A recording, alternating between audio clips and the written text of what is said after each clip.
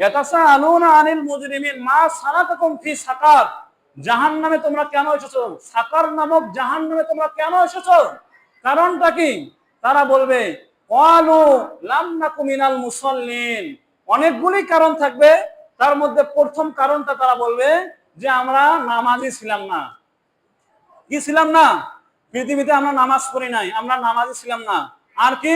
ওয়ালাম নাকুনু তুইমুল মিসকিন, আমরা মিসকিনদেরকে খাবার দিতাম না।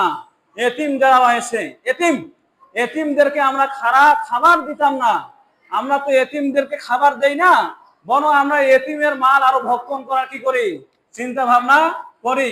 আমাদের দেশে এরকম হাজারো মসজিদ মাদ্রাসার কমিটি আছে যারা এতিমদের মাল মেরে খায়, আছে না নাই বলেন? আমাদের এখানে আমি দেখি নাই, এই জায়গায় আমি দেখি নাই।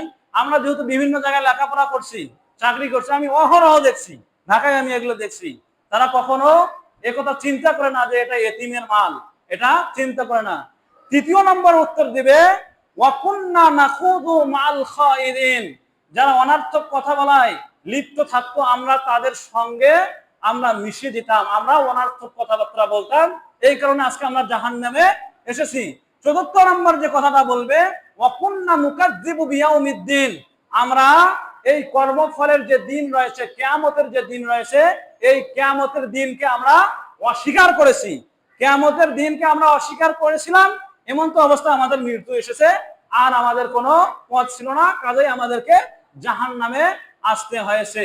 এখন আমরা এই আয়াত থেকে জানলাম বেনামাজিদেরকে আল্লাহ তাআলা জাহান্নামে দেবে। জাহান্নামের নাম কি? সাকর। সাকর নামক জাহান্নামে আল্লাহ তাআলা বেনামাজিদেরকে দেবে।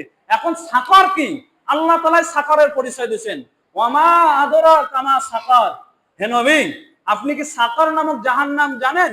সাকরকে আপনি চেনেন? আল্লাহ তাআলা এর উত্তর দিয়েছে লা তুবকি ওয়ালা তাজার, এটা এমন একটি জাহান্নাম ছাড়েও না মারেও না। কি বলেন? ছাড়েও না মারেও না, সুখও দেয় না, আস্থাও রাখে না, আবার মৃত্যুও দান করে না।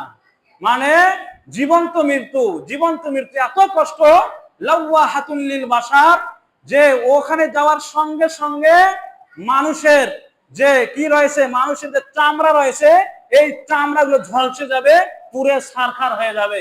আজকে ঢাকা মেডিকেল যে রয়েছে, রংপুর মেডিকেল রয়েছে, আপনার ডিমলা মেডিকেলে যান, রোগী তো অনেক অনেক প্রকার থাকে, অনেক শ্রেণীর রোগী থাকে, যেগুলো আগুনে পুড়ছে।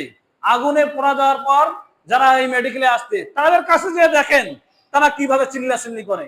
অন্য অন্য রোগী তো চুপ হয়ে থাকে, কিন্তু যাদের গা আগুন দিয়ে পোড়া গেছে, এই আগুনে এত যন্ত্রণা, তারা ছটফট করে চিল্লাচিল্লি করে।